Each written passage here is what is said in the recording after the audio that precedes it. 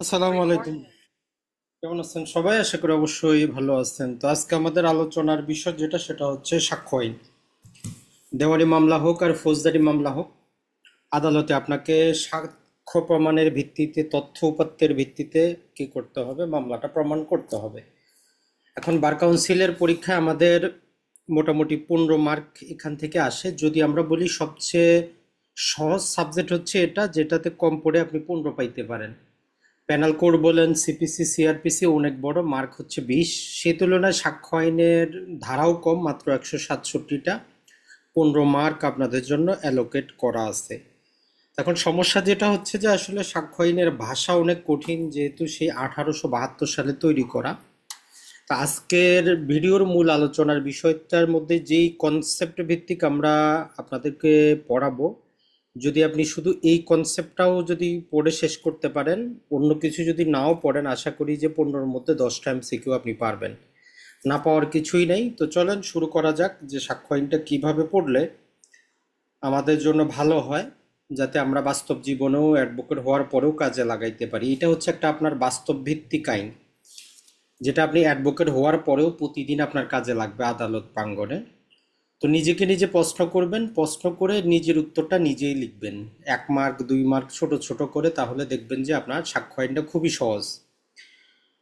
তো প্রথমে আমরা চলে যাই যেখানে, সেটা হচ্ছে যে আমাদের এই যে সাক্ষ্য আইন যেটা আমরা পড়ব, সাক্ষ্য আইনের ক্ষেত্রে আমরা কোথায় প্রযোজ্য হবে, কোথায় প্রযোজ্য হবে না, প্রতিটা আইনের মধ্যে এমন কিছু কনসেপ্ট থাকে। তো এটার মধ্যেও সেই কনসেপ্টটা আছে। নিজেকে নিজে প্রশ্ন করবেন, যেমন তামাদি আইন কোথায় প্রযোজ্য হচ্ছিল, কোথায় হচ্ছে না। তাহলে সাক্ষ্য আইন কোথায় প্রযোজ্য হয় আর কোথায় প্রযোজ্য হচ্ছে না।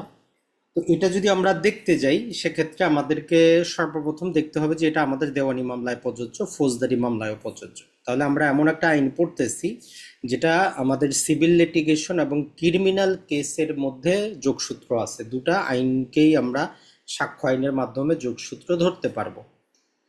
তো আপনি যে কাজটা করবেন সেটা হচ্ছে যে সাক্ষ্য আইন কোথায় প্রযোজ্য না, জাস্ট এতটুকু মনে রাখবেন, আর চিন্তা করবেন এর বাইরে যা যত জায়গা আছে সব জায়গায় প্রযোজ্য, তাহলে সবচেয়ে বেস্ট। কারণ প্রশ্নগুলো আসে যে কোথায় প্রযোজ্য না। তো সর্বপ্রথমে বলতেছে যে যেগুলো আমরা হলফনামা করি বা যেটাকে আমরা এফিডেভিট বলি, দুটো একই জিনিস। বাংলা হচ্ছে হলফনামা, ইংরেজিতে বলি এফিডেভিট। যদি আদালত আপনাকে হলফনামার মাধ্যমে কিছু প্রমাণ করতে বলে, কিছু সাবমিট করতে বলে, সেক্ষেত্রে সাক্ষ্য আইনে কোনো ধারা উপধারা একদম 100% কার্যকারিতা নাই। মানে আপনি যে কোনোভাবে দিলেই চলবে। তো সহজ কথায় হচ্ছে হলফনামা বা এফিডেভিটে সাক্ষ্য আইন প্রয়োগ হবে না।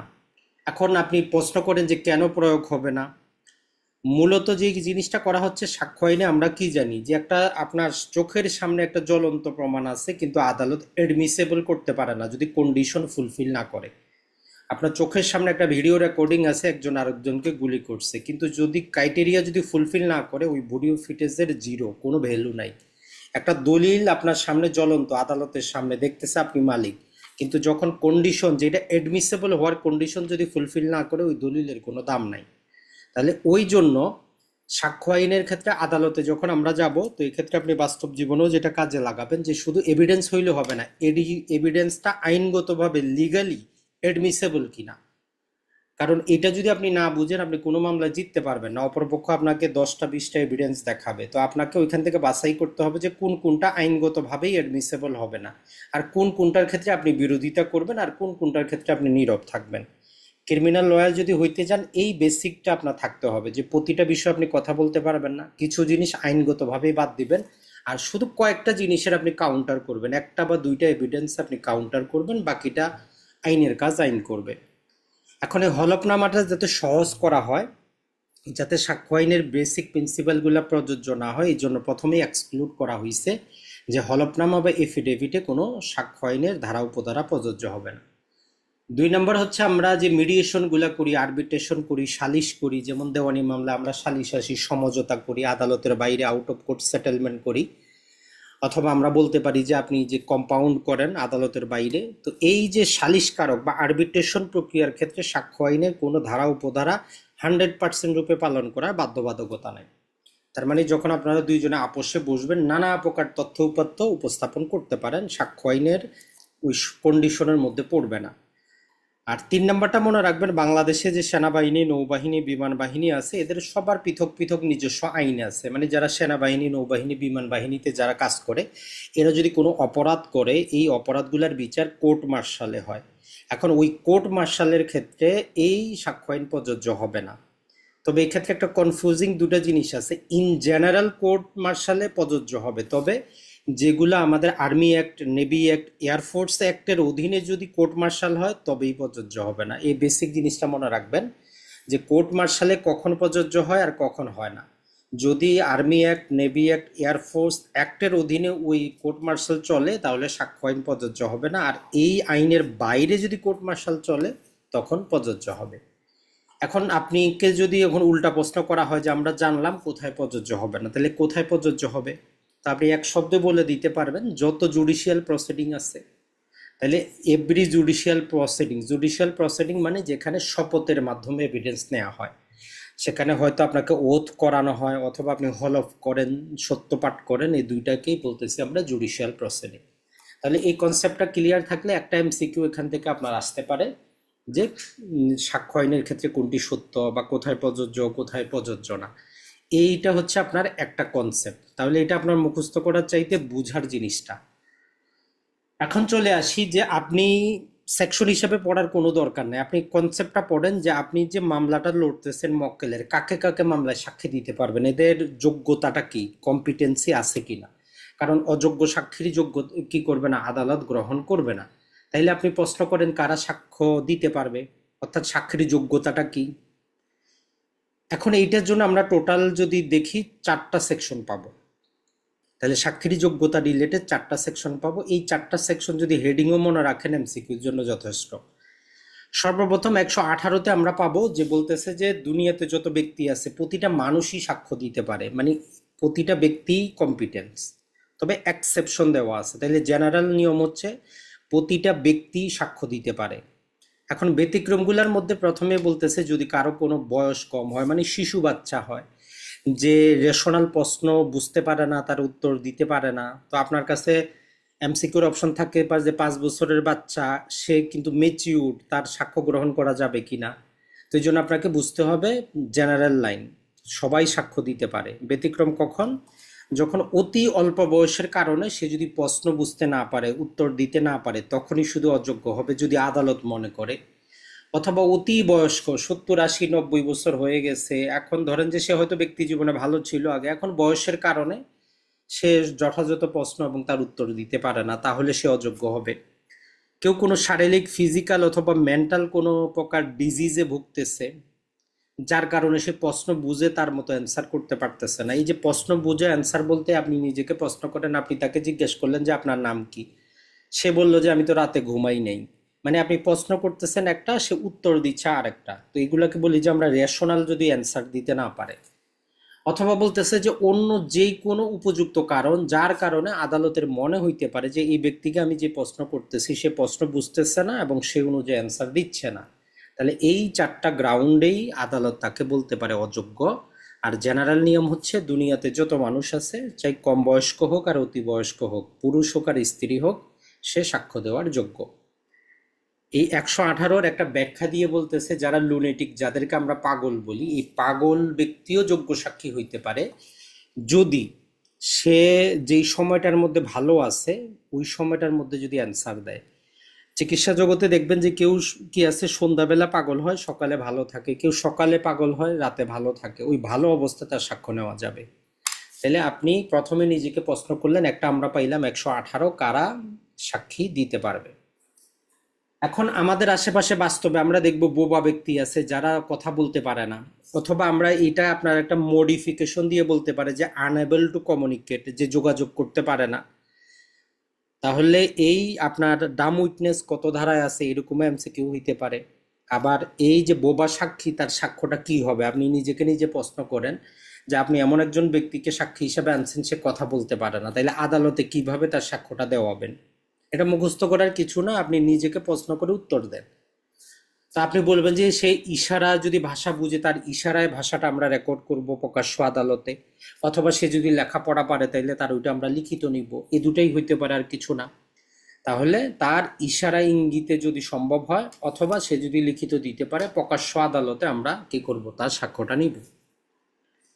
এখন আপনি প্রশ্ন করতে পারেন নর্মালি তাহলে এই সাক্ষ্যের ভিত্তিটা কি হবে, এটা কি মৌখিক সাক্ষ্য হিসাবে ধরবো না দালিলিক সাক্ষ্য, যেহেতু এটা লিখিত।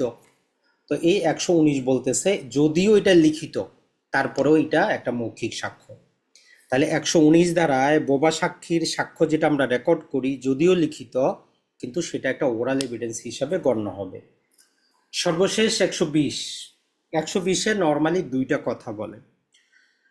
আপনি যদি কোনো দেওয়ানি মামলা করেন, সিভিল মামলার ক্ষেত্রে বাদী বিবাদী দুইজনই যোগ্য সাক্ষী। আপনি কোনো মামলা করছেন, আপনি নিজেকে অ্যাজ এ উইটনেস ওইখানে দিতে পারবেন যে আমি নিজের মামলার নিজে হচ্ছে সাক্ষী। কিন্তু ফৌজদারি মামলার ক্ষেত্রে এরকম হয় না, তাহলে দেওয়ানি মামলার পক্ষদয় যোগ্য সাক্ষী। এরপরে বলতেছে এদের স্বামী স্ত্রীরাও যোগ্য সাক্ষী, মানে আপনার স্ত্রীও যোগ্য সাক্ষী হবে দেওয়ানি মামলার ক্ষেত্রে।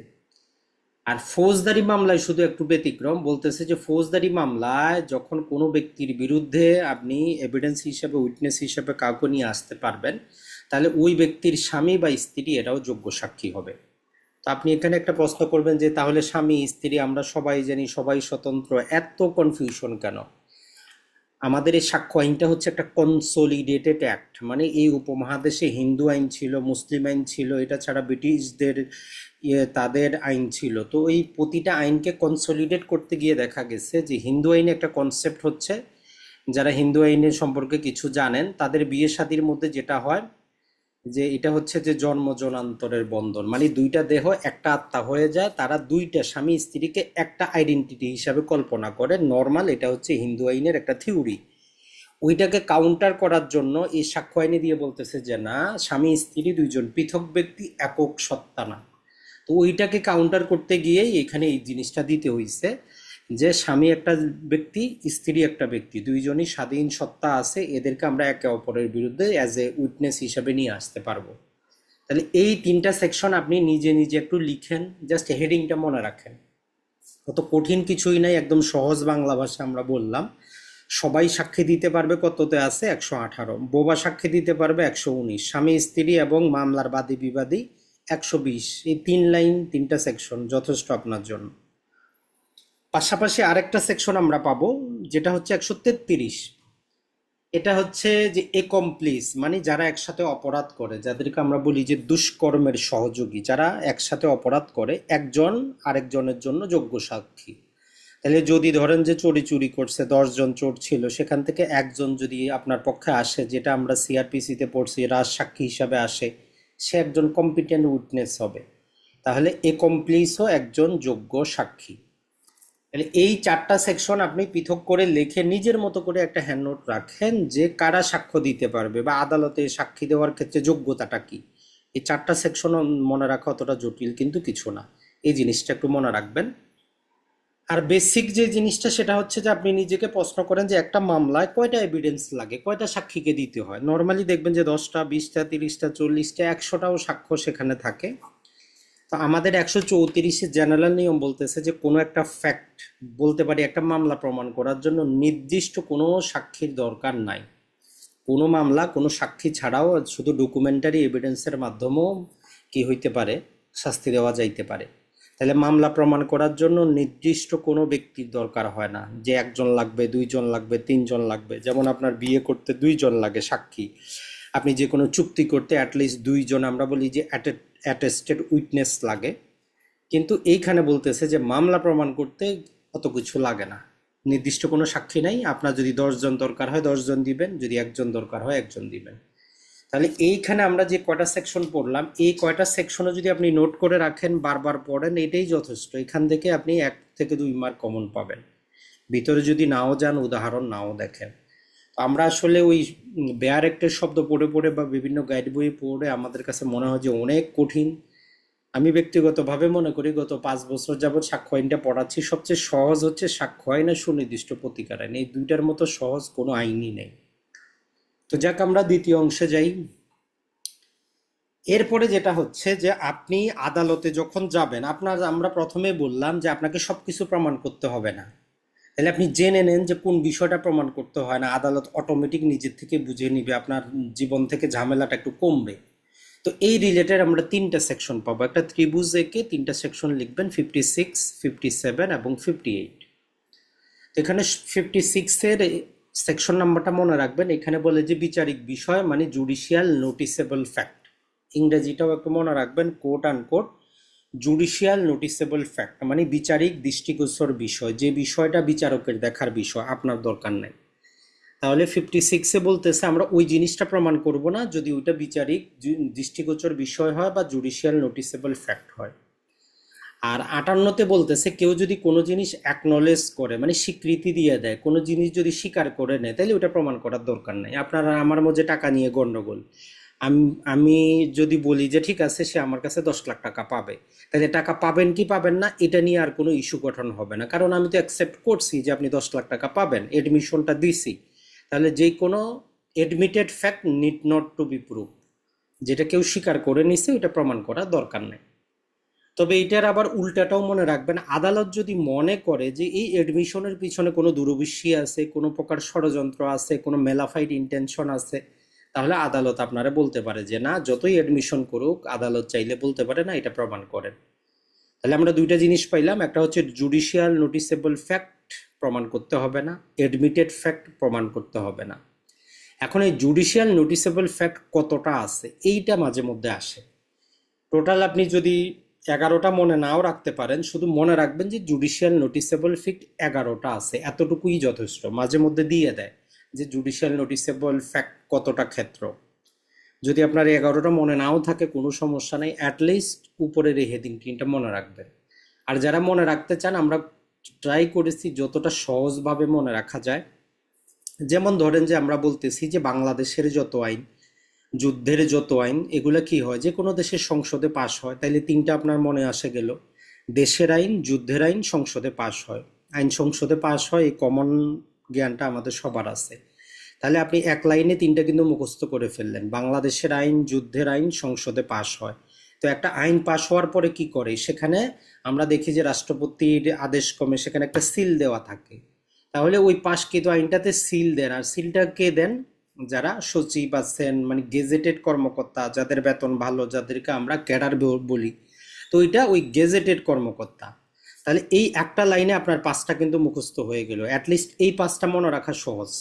তাহলে দেশের আইন, যুদ্ধের আইন সংসদে পাশ হয়, আর সিল দেন গেজেটেড কর্মকর্তা। এর মানে হচ্ছে বাংলাদেশের যত আইন আছে এগুলো আপনার প্রমাণ করার দরকার নাই, যুদ্ধের যত আর্টিকেল অফ ওয়ার আছে প্রমাণের দরকার নাই, সংসদে কিভাবে আইন পাশ হয় আপনার প্রমাণের দরকার নাই, বাংলাদেশে অনুমোদিত যত প্রকার সিল আছে এগুলো আপনার প্রমাণ করার দরকার নাই, গেজেটেড কর্মকর্তা যারা আছে এদের নাম, পদ পদবি, কার কি দায়িত্ব, এগুলো আপনার প্রমাণ করার দরকার নাই, এগুলো বিচারক সাহেব নিজে থেকে দেখে নেবেন। তাহলে আপনি এই ছোট্ট লাইনটা লিখে পাঁচটা জিনিস 2-3 বার প্র্যাকটিস করেন, দেখবেন মুখস্থ হয়ে গেছে।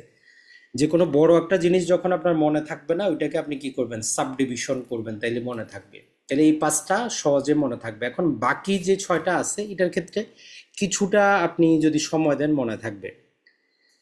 এখন এখানে বলতেছে যে স্বীকৃত বন্ধু দেশ মানে যে দেশগুলোকে বাংলাদেশ স্বীকৃতি দিয়েছে, যে দেশগুলোকে বাংলাদেশ স্বীকৃতি দিয়েছে ওই দেশগুলার প্রেসিডেন্টের নাম কি, পতাকাটা কি, এগুলা প্রমাণ করার দরকার নাই।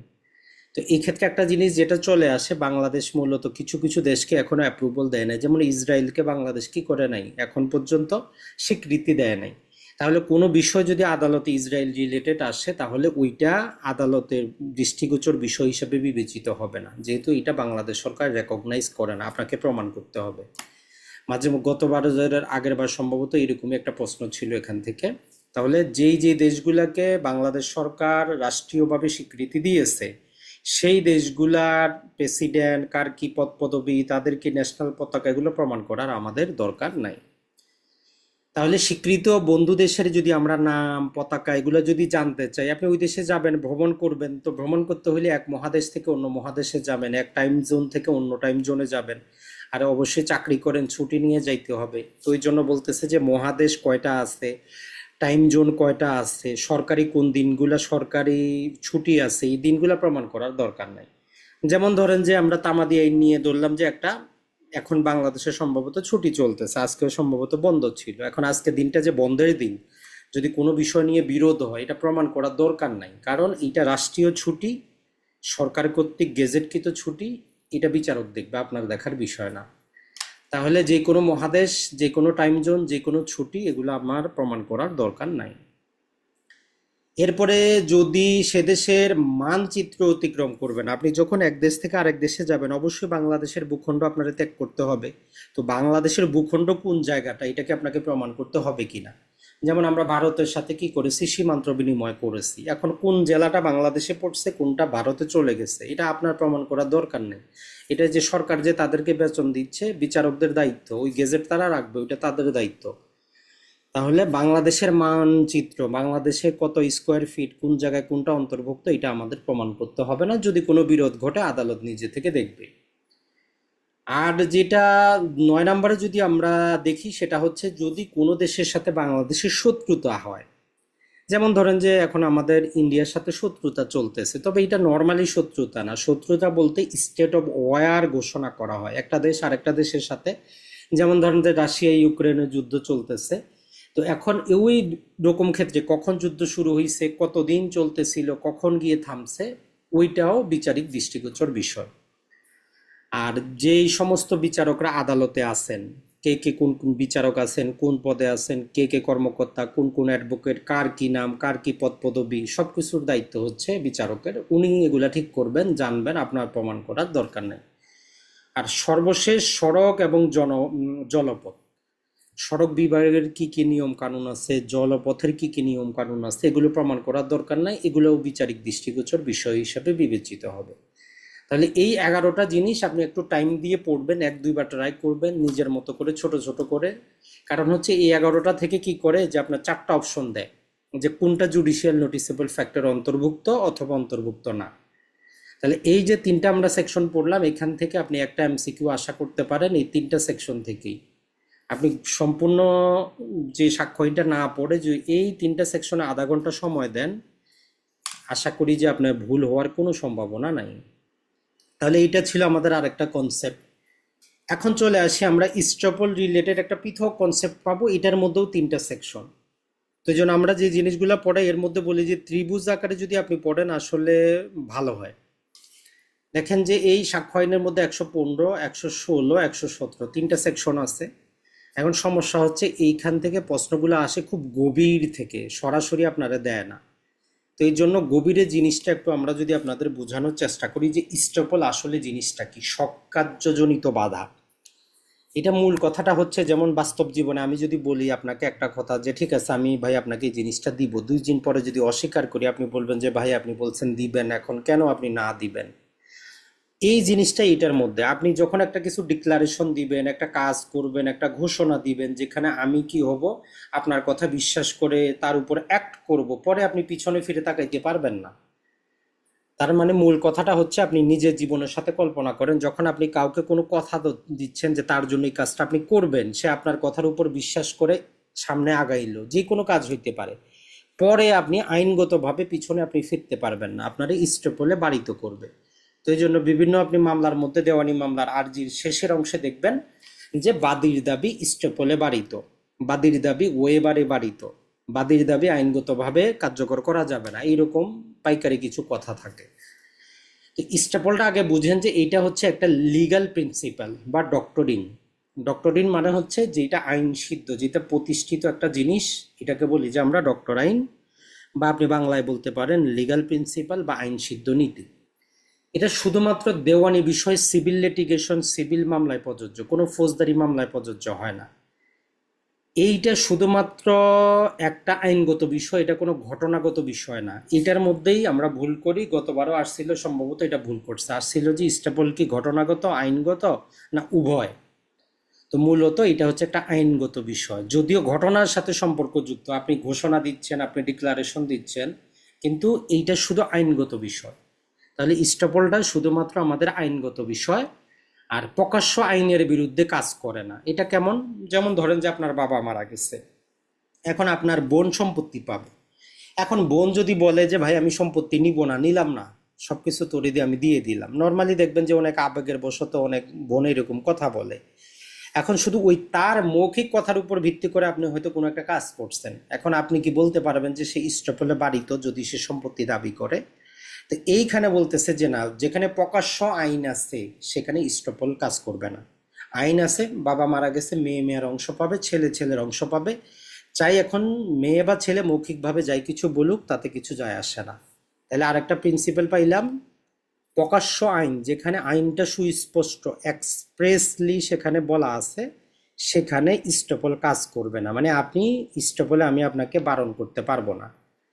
আর ইস্টপল যেটা, এইটা কোনো চূড়ান্ত প্রমাণ না, এটা কোনো কনক্লুসিভ প্রুফ না।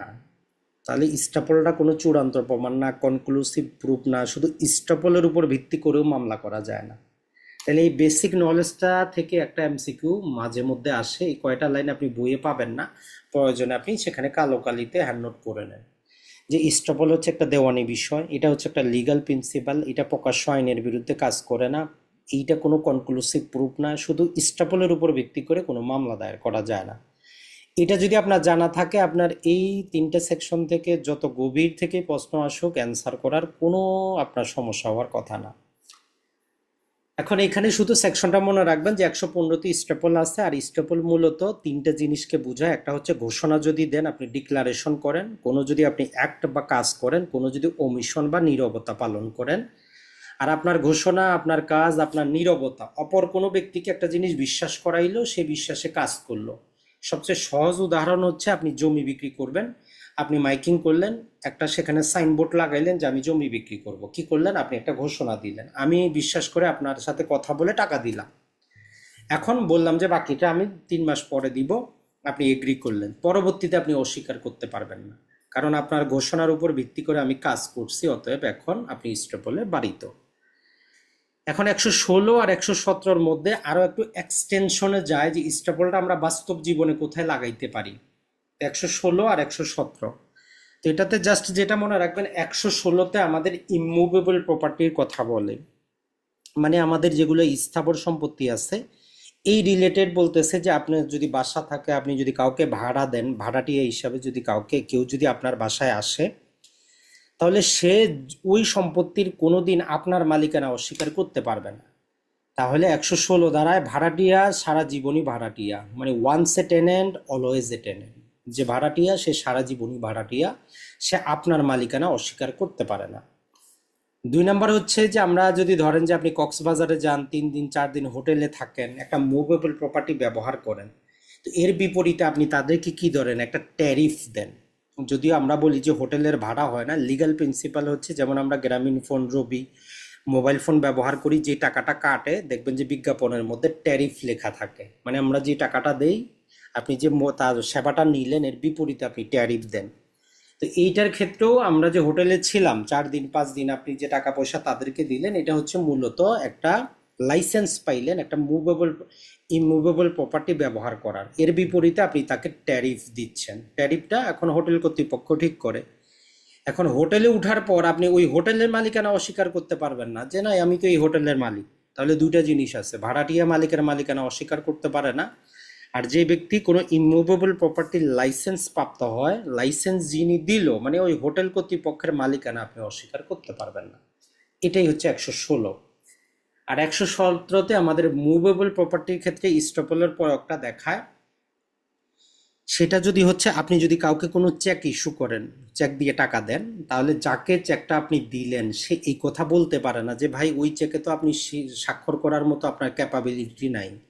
আপনি যে ব্যাংকে একটা নির্দেশনা দিলেন, তাহলে ওই ব্যাংক কর্তৃপক্ষ আপনার কি করতে পারে না, আপনার অথরিটিকে চ্যালেঞ্জ করতে পারে না। এটা হচ্ছে একটা। 2 নম্বর হচ্ছে যে আপনি কোথাও বেড়াইতে যাচ্ছেন, কক্সবাজারে যাচ্ছেন, সিঙ্গাপুরে যাচ্ছেন, বাসায় মূল্যবান জিনিসপাতি আছে, আমার কাছে রাখে গেলেন যে ভাই আসে নিব। এখন আসার পরে যখন চাইলেন, আমি বললাম যে ভাই আপনি তো মালিকই না। তাইলে যখন আপনি কাউকে বিশ্বাস করে কিছু জমা রাখতেছেন, ওই ব্যক্তি আপনার মালিকানা অস্বীকার করতে পারে না। আর সর্বশেষ, যেমন ধরেন যে লিচু বা আমের সময় দেখবেন যে রাজশাহীতে অনেক আম হয়, দিনাজপুরে অনেক লিচু হয়, তো এই জিনিসগুলা তারা অগ্রিম ক্রয় করে নেয়, 1-2 মাস আগে ক্রয় করে। এখন ওই যে বাগান থেকে আম উত্তোলন করার তার যে চুক্তি, এটা হচ্ছে মুভেবল প্রপার্টির লাইসেন্স। এখন যের কাছ থেকে আপনি আম বাগানটা লিজে নিলেন, যার কাছ থেকে আপনি লিচু বাগানটা উঠানো লাইসেন্স পাইলেন, আপনি তার মালিকানা অস্বীকার করার কোনো সুযোগ নাই। তাহলে এই 117তে আমাদের মুভেবল প্রপার্টি ক্ষেত্রে মালিকানার কথা বলা আছে, আর 116তে হচ্ছে ইমুভেবল প্রপার্টি। এইটা হচ্ছে আপনার একটা টোটাল কনসেপ্ট। তাহলে আপনি যখন পড়বেন স্টেপল লিখে আপনি যাই বুঝছেন 5 লাইন 10 লাইন নিজের মতো করে লেখেন, যে স্টেপল নিয়ে আপনি কি চিন্তা করেন। তাহলে 1 নম্বর আমরা পাইলাম কি, এটা একটা লিগ্যাল প্রিন্সিপাল, এটা হচ্ছে একটা সিভিল লিটিগেশনের বিষয়, সিভিল মামলার বিষয়, শুধু স্টেপল কোনো কনক্লুসিভ প্রুফ না। স্টেপলের উপর ভিত্তি করে কোনো মামলা দায়ের করা যায় না, প্রকাশ্য আইন থাকলে স্টেপলের কোনো কাজ করে না। স্টেপল মুভেবল প্রপার্টির ক্ষেত্রেও হইতে পারে, ইমুভেবল প্রপার্টির ক্ষেত্রেও হইতে পারে। এই কয়েকটা শব্দ আপনি লিখে রাখেন, আপনার জন্য ঝামেলা কিন্তু শেষ, আর কিন্তু পড়ার নাই। তো দেখেন যে আমরা অটোমেটিক দুইটা কনসেপ্ট কিন্তু পড়ে ফেলছি। এখন চলে যাই আমরা পরবর্তী কনসেপ্টে। আপনি এরকম ছোট ছোট কনসেপ্টে ভাগ করেন, তারপরে আপনি বইটা খুলে বিগত যেই 5-10 বছরের প্রশ্ন আছে নিজে নিজে অ্যান্সার করার চেষ্টা করেন, দেখেন যে আপনি 70% অ্যান্সার করতে পারবেন। এখন যাই আমরা, সেটা হচ্ছে যে মামলা যে আপনি আদালতে লড়বেন সবকিছু আপনার প্রমাণ করা দরকার নাই, কিছু আমরা দেখলাম আদালত নিজে থেকে বুঝে নিবে। এখন দেখি যে কে কোনটা প্রমাণ করবে। এগুলার অত ভিতরে না গিয়ে আপনি কিওয়ার্ড আকারে আগে মুখস্থ করে নেবেন সেকশনটা, 101 থেকে নিয়ে 112 পর্যন্ত। 101-এর মূল থিমটা হচ্ছে যে যিনি কোনো মামলা করবেন, চাই দেওয়ানি করেন আর ফৌজদারি করেন, স্বাভাবিক বেসিক প্রিন্সিপাল হচ্ছে যিনি কোনো প্রতিকার দাবি করবেন, যিনি কোনো অধিকার দাবি করবেন, যিনি কোনো শাস্তি দাবি করবেন কারো, যে মামলা করবে, যে সিভিল মামলা করবে, যে ক্রিমিনাল অভিযোগ জানাবে, দায়িত্ব হচ্ছে বার্ডেন অফ প্রুফ তার কাছে, সে প্রমাণ করবে আমি কিভাবে অপরাধী। তাহলে বেসিক প্রিন্সিপাল কততে আছে? 101-এ। যিনি মামলা করবেন উনি প্রমাণ করবেন, এই কিওয়ার্ড আকারে মনে রাখতে পারেন। যদিও মূল থিমটা হচ্ছে যিনি কোনো ফ্যাক্ট দাবি করবেন এবং সেটা দাবি করে আপনি কোনো অধিকার চাইবেন, প্রতিকার চাইবেন, কারো কোনো শাস্তি চাইবেন, তাহলে ওই ফ্যাক্ট প্রমাণের দায়িত্ব আপনার। 102 হচ্ছে এর রিভার্স কথাবার্তা। আপনি আপনার কথাবার্তা আদালতে বললেন, এখন আদালতের রায়ে যিনি হেরে যাবেন, ওনার্স অফ প্রুফ, এখন বার্ডেন অফ প্রুফটা শিফট হয়ে আছে যে যিনি মামলায় হেরে যাবেন, যিনি জাজমেন্ট ডেটার হবেন, তাইলে ওনার্স অফ প্রুফ তার কাছে, যদি প্রমাণ করতে না পারে তাইলে উনি কি হয়ে যাবেন? মামলায় হেরে যাবেন। তাইলে 1 আর 2 হচ্ছে কি, 1 ধরেন যে আপনার বাদীর জন্য, 2 হচ্ছে বিবাদীর জন্য, এভাবে মনে রাখতে পারেন। 1 হচ্ছে বার্ডেন অফ প্রুফ, আপনার সিম্পল এমসিকিউ আসতে পারে যে বার্ডেন অফ প্রুফ পরিবর্তন হয় কিনা। সহজ কথা হচ্ছে আপনি অ্যান্সার দিবেন যে হ্যাঁ পরিবর্তন হয়, কিন্তু এটা wrong answer. Burden of proof কখনোই কোনো অবস্থায় পরিবর্তন হয় না। তাইলে বার্ডেন অফ প্রুফ হচ্ছে যেটা আমরা বলতে পারি যে এটা হচ্ছে যে একটা বাইবেলের মতো, একটা কোরআনের মতো, এটা কোনো অবস্থায় পরিবর্তন হবে না। যিনি মামলা করবেন উনি প্রমাণ করবেন। ব্যতিক্রম আছে কিছু, সেগুলো ভিন্ন, কিন্তু বার্ডেন অফ প্রুফ কোনোভাবে পরিবর্তন হবে না।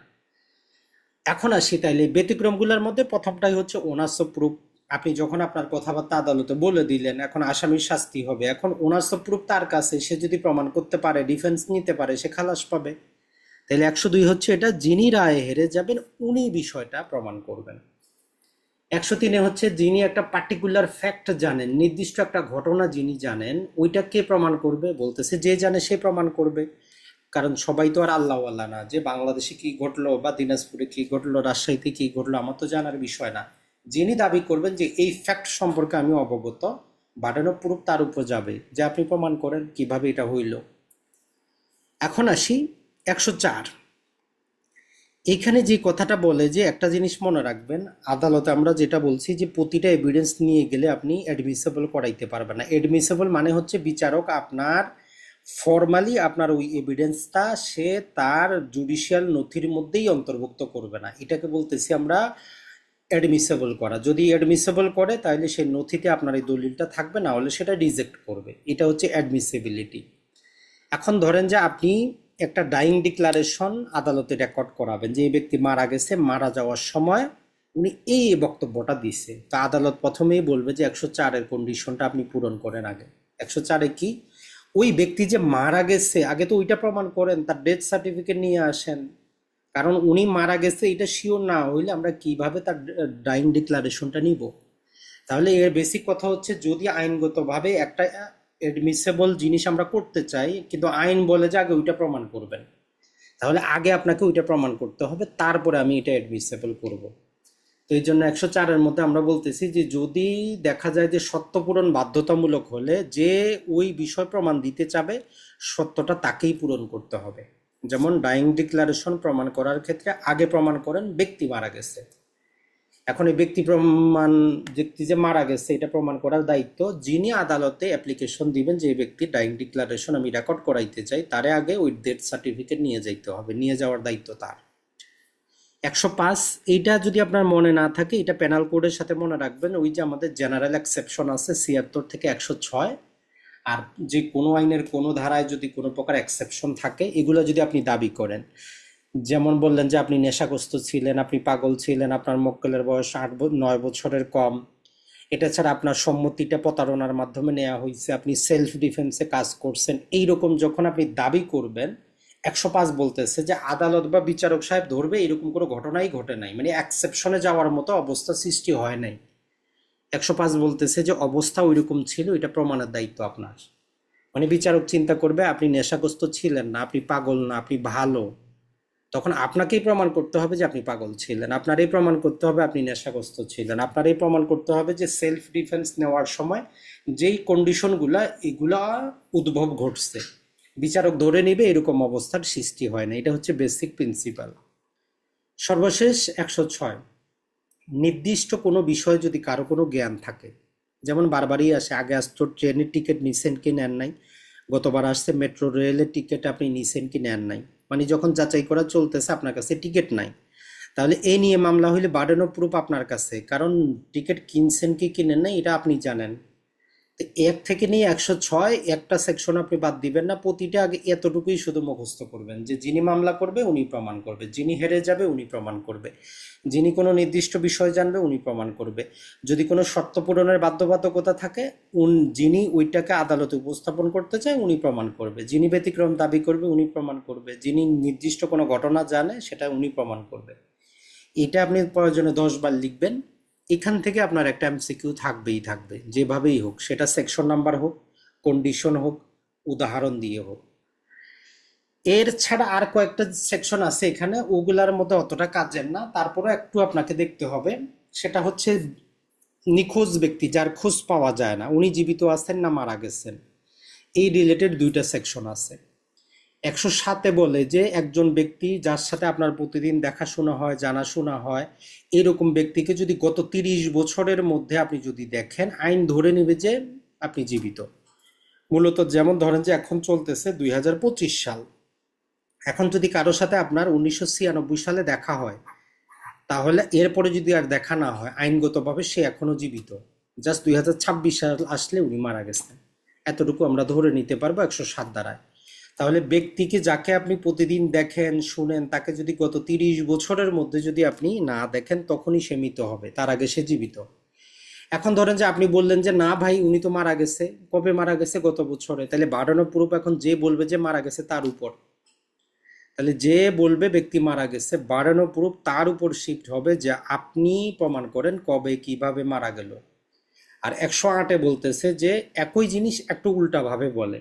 এখানে যে জিনিসটা হচ্ছে গত 7 বছর যাবৎ প্রতিদিন আপনি যার সাথে চলাফেরা করতেন, নর্মালি যার খোঁজ খবর নিতেন, কথাবার্তা হইতো, গত 7 বছর যাবৎ তার কোনো খোঁজ খবর নাই, কোথাও পাওয়া যাচ্ছে না। যাদের সাথে থাকলে তার বাবা মা ভাই বোন আত্মীয় স্বজন স্ত্রী স্বজন এদের সাথে যোগাযোগ থাকার কথা, কোনো যোগাযোগ নাই, কেউ পাচ্ছে না কোথাও। তখন এই 7 বছরে যদি না পাওয়া যায় তাহলে আমরা ধরে নিব যে উনি মৃত।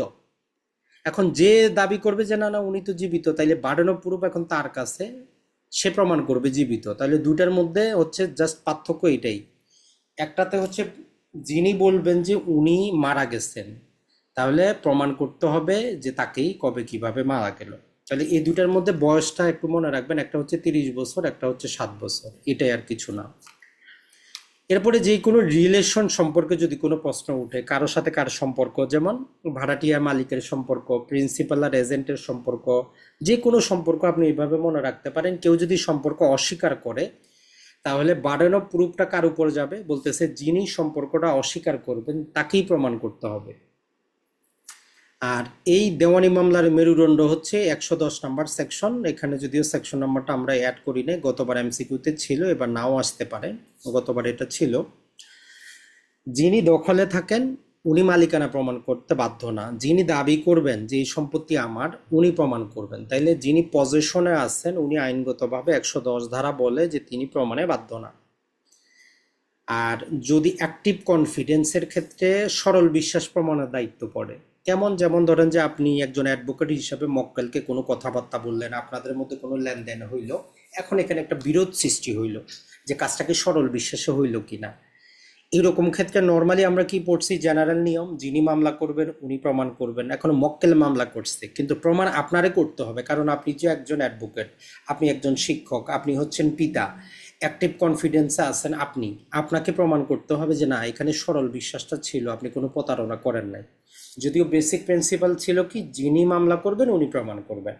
তো আমরা যেগুলো পড়লাম এগুলো হচ্ছে ব্যতিক্রম।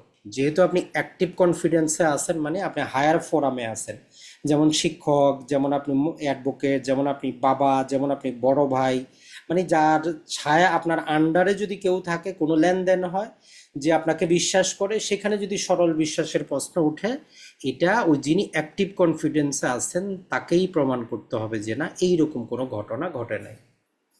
সর্বশেষ, লেজিটেমেসি মানে সন্তানের বৈধতা, এটা বারবারই আসে। সেকশন নাম্বারটা 112, মাঝে মধ্যে সেকশন নাম্বার 4, মাঝে মধ্যে এই যে তালাকের পরে 280 দিনের মধ্যে সন্তান। তো এই কনসেপ্টটা আগে বুঝেন যে এটার মধ্যে বলছেটা কি, তাহলে আপনি ভুলবেন না।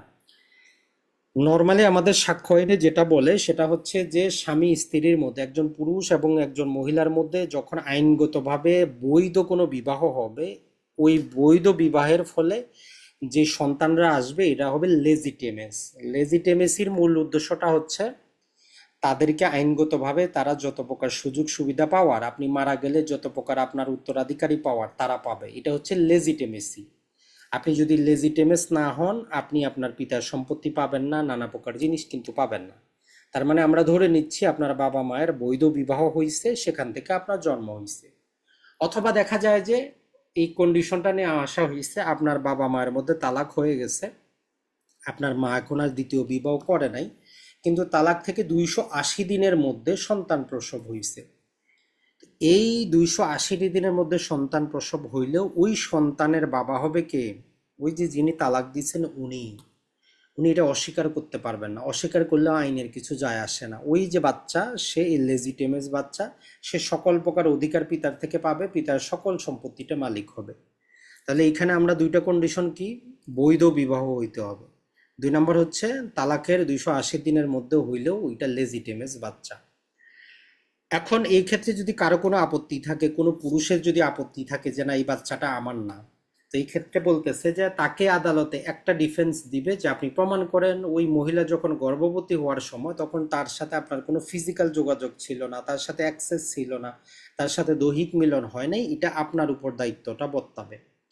যেমন বাংলাদেশে মাঝে মধ্যে নিউজ শুনবেন যে হয়তো সে স্ত্রীর কাছ থেকে দূরে থাকে, বা গত 2 বছর তার সে বাড়িতেই যায় নাই, সে দেশের বাইরে থাকে, নিখোঁজ ছিল, আমেরিকায় থাকে, এখনো ওই স্ত্রী গর্ভবতী হয়ে বসে আছে। তো ওই রকম ক্ষেত্রে কি করতে পারবে, সে এই ডিফেন্সটা নিতে পারবে যে এটা আমার বাচ্চা না, সে আইনগত লিগালি কোনো ক্যারেক্টার আমার কাছ থেকে পাবে না। তাহলে 112 ধারার মূল হচ্ছে যে লেজিটিমেসি। এখন ধরেন এখানে আপনি আরেকটা জিনিস পাবেন, প্যাটার্নিটি বলে।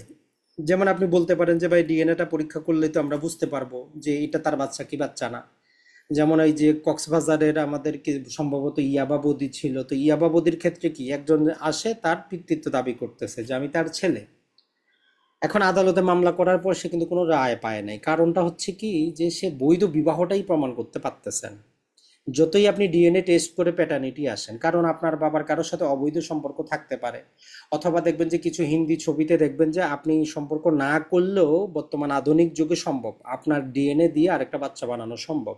এখন ওই বাচ্চা এসে যদি আপনার যাবতীয় অধিকার দাবি করে আপনার কাছ থেকে, তো এই জন্য আইন বলতেছে যে আমার প্যাটার্নিটি দেখার বিষয় না, ডিএনএ এক হোক দেখার বিষয় না, আমি দেখবো যে তাদের বিবাহটা হয়েছে কিনা।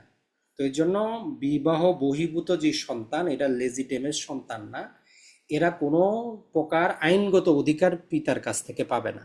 এমনকি আমাদের মুসলিম ধর্মেও এদেরকে আমরা নর্মালি বলি যে এটা হচ্ছে জারজ সন্তান, শুধু মায়ের দিক থেকে সবকিছু পাবে, বাবার দিক থেকে কোনো কিছু পাবে না।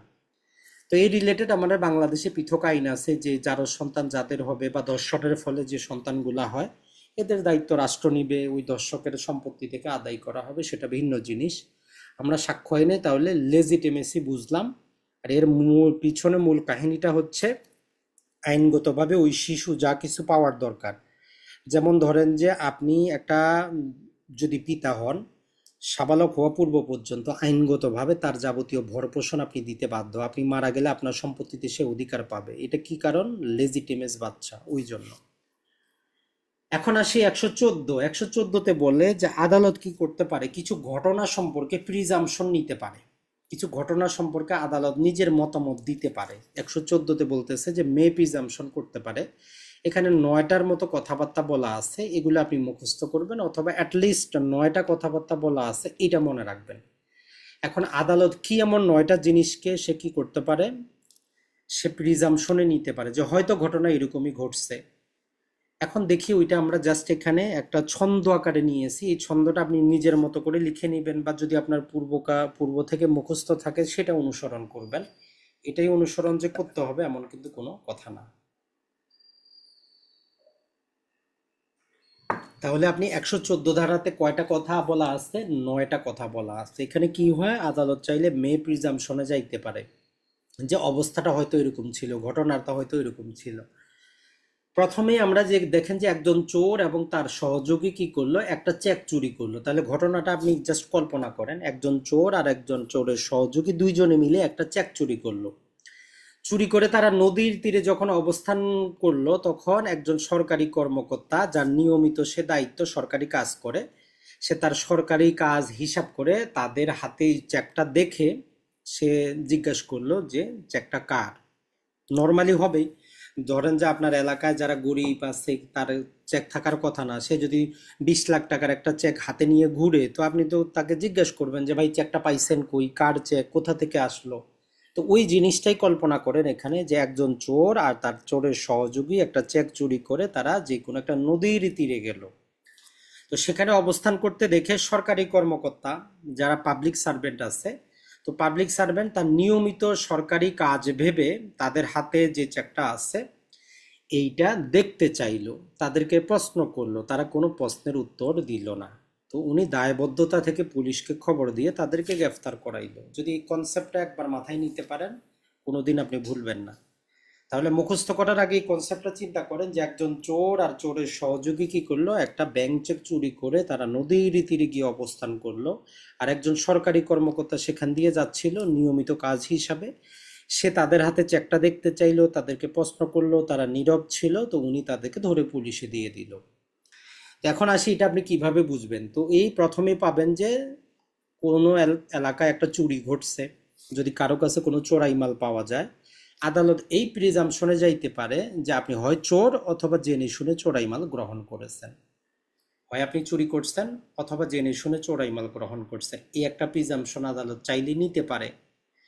2 নম্বর যেটা হচ্ছে, এই যে সহযোগী একমপ্লিস যেটা আমরা পড়ে আসলাম, এর বক্তৃতাটা, এর বক্তব্য, এর সাক্ষ্যটা যদি আনুষঙ্গিক বিষয়ের সাথে আমরা মিলিয়ে না দেখি, তাহলে 100% বিশ্বাস করা যাবে না।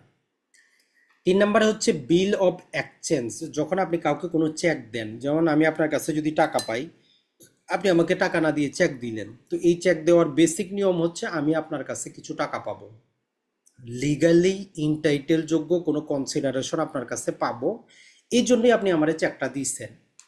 তাহলে এইটা আদালত একটা কি করবে, প্রিজাম্পশনে নিবে যে চেকের মামলার মধ্যে এটা গুরুত্বপূর্ণ।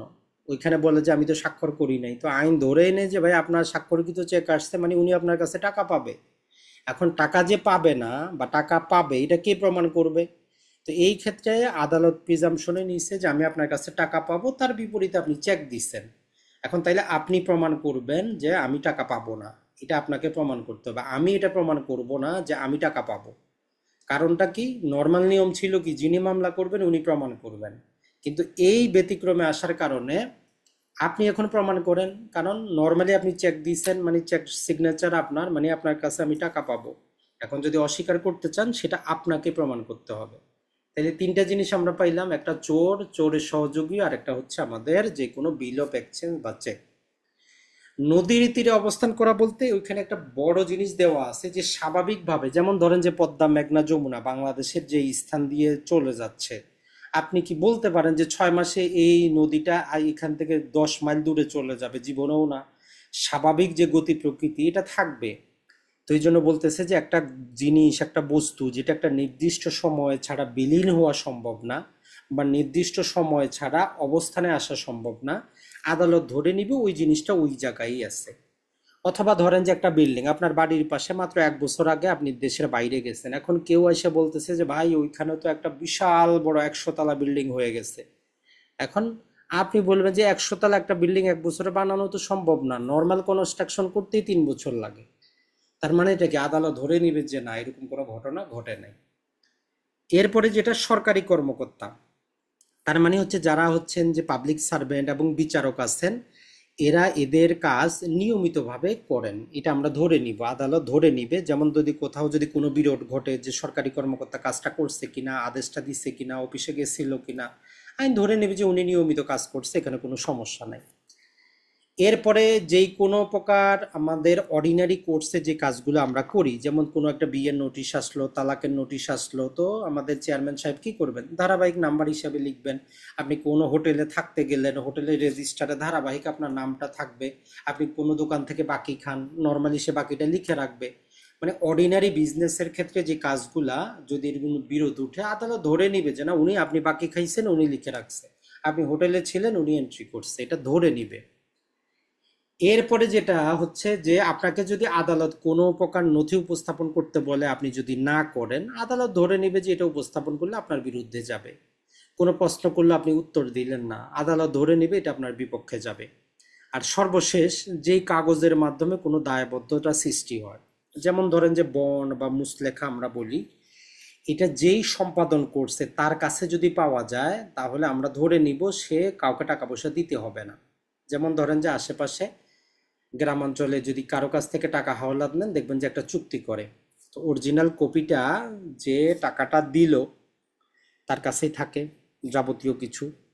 এখন এই যে একটা কাগজের মাধ্যমে আমি একটা দায়বদ্ধতা সৃষ্টি করছি, এখন আপনি টাকা পাবেন আমার কাছে যদি আমার সেখানে স্বাক্ষর থাকে যে আমি আপনার কাছে 1 লক্ষ টাকা নিলাম, আপনাকে 2 মাস পরে দিব। নর্মালি কাগজটা আপনার কাছে থাকবে, আপনি আমারে দেখাবেন 1 মাস হয়েছে ভাই টাকা দেন।